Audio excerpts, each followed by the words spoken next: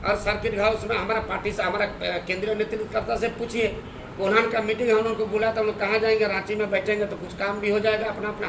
Meeting भी हो जाएगा। हम लोग मीटिंग करने गए थे, ऐसा कहीं बात नहीं है। देखिए, आज का प्रेस कॉन्फ्रेंस में उपस्थित हमारे झारखंड आंदोलनकारी आदरणीय बड़े भाई पार्टी के केंद्रीय सचिव अस्तिक महतो जी, बाबर खान जी, शेख बदरुद्दीन जी और हमारे आंदोलनकारी बड़े भाई प्रमोद लाल जी, जिला के सचिव लालजू महतो जी और झारखंड मुक्ति मोर्चा के सभी नेतागण उपस्थित हैं। और निश्चित रूप से ये महंगाई को लेकर भी हम लोगों ने और कोरोना कोविड को लेकर ही प्रेस कॉन्फ्रेंस किया। आप देख रहे हैं ऐसे महंगाई के समय में और एक कोरोना कोविड जैसे महामारी आकर सामने में खड़ा हुआ और राज बनते ही हम सभी विधायक शपथ ग्रहण करते ही कोरोना कोविड जैसे महामारी पूरे देश में, दुनिया में और हमारे झारखंड जमशेदपुर भी अछूता नहीं रहा है। और ऐसे परिस्थिति में जिस संकल्प के साथ में हर बेरोजगारी हटाएंगे, महंगाई घटाएंगे और किसी में भी खारा नहीं उतरे, आज महंगाई चरम सीमा पर है, लेकिन ऐसे कोरोना कोविड के समय में भी हमारे राज्य के युवा मुख्यमंत्री माननीय हेमंत सोरेन जी ने पूरे देश में जिस तरीका से अपने दम खम के साथ, केंद्र सरकार के बदौलत नहीं, अपने दम खम के साथ उन्होंने जो परिश्रम किया, वो निश्चित रूप से पूरे देश में एक नंबर मुख्यमंत्री के नाम पर पूरे देश के लोग उनका नाम कर रहे हैं। और आप देख रहे हैं ऐसे महंगाई के समय में हमारे ग्रामीण क्षेत्र में जो गरीब का बिल जो है, बिजली बिल 10,000 है, किसी गरीब का बिल 5,000 है और किसी गरीब का बिल हमको लगता है कि 20,000 भी है। लेकिन अगर वो 6-7 साल से बिजली के जो पदाधिकारी हैं उन गरीब तक पहुंच नहीं पा रहे हैं बिल लेने के लिए, तो एक साथ उसका बिल हो जा रहा है 50,000। लेकिन राज्य के मुख्यमंत्री को मैं धन्यवाद देना चाहूँगा और राज्य के सभी ग्रामीण क्षेत्र के लोगों के लिए भी एक गरीबों के मसीहा के रूप में काम किया है कि जिसके बिल 10,000 है, जिसके बिल 20,000 है,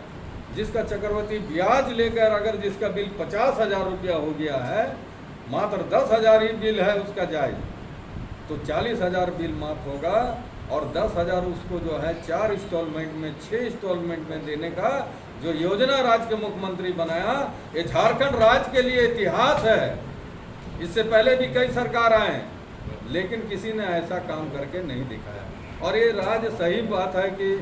शहीदों का राज है, इस राज्य के लिए कितने लोगों ने बलिदान दिया। वीर शहीद निर्मल महतो जी के साथ में हमारे आंदोलनकारी, हमारे पार्टी के केंद्रीय सचिव अस्तिक महतो जी भी लड़ाई लड़ी और इस राज्य के जो भी राज्य के लिए शहीद हुए थे उन शहीद परिवार को यहाँ में साढ़े 16 साल जो है भारतीय जनता पार्टी ने शासन किया, लेकिन उन शहीदों को सम्मान देने का काम नहीं किया। आप लोगों को मालूम होगा कि राज्य का पहला मुख्यमंत्री जब बने थे 13 से लेकर 14 के बीच में आदरणीय मुख्यमंत्री हेमंत सोरेन जी, तो बुआ गोली कांड में जो शहीद हुए थे जो इस राज्य के लिए, उन शहीद परिवार को नौकरी देने का काम राज्य के मुख्यमंत्री बनकर हेमंत सोरेन जी ने किया। अरे राज्य बना शहीदों के बल पर,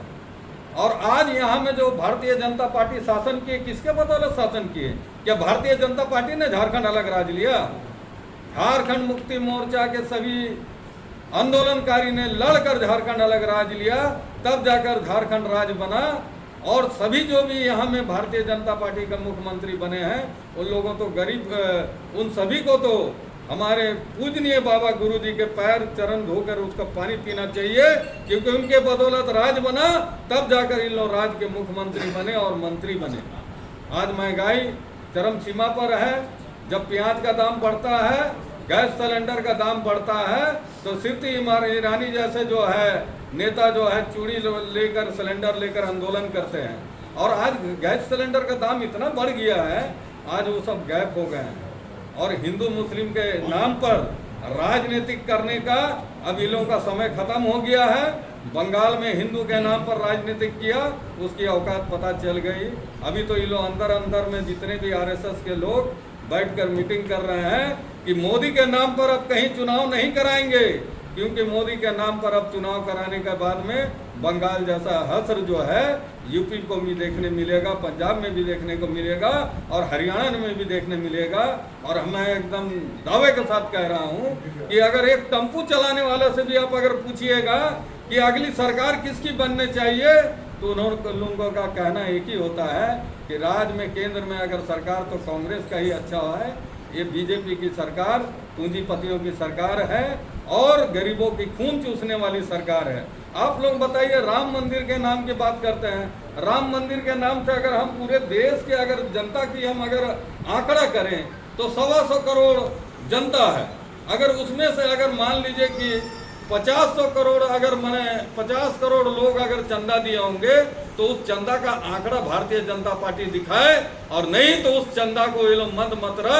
और उसको मलाई खाने का अगर काम किए होंगे, तो ये पूरा जनता उसको 2024 का चुनाव में जवाब देगी।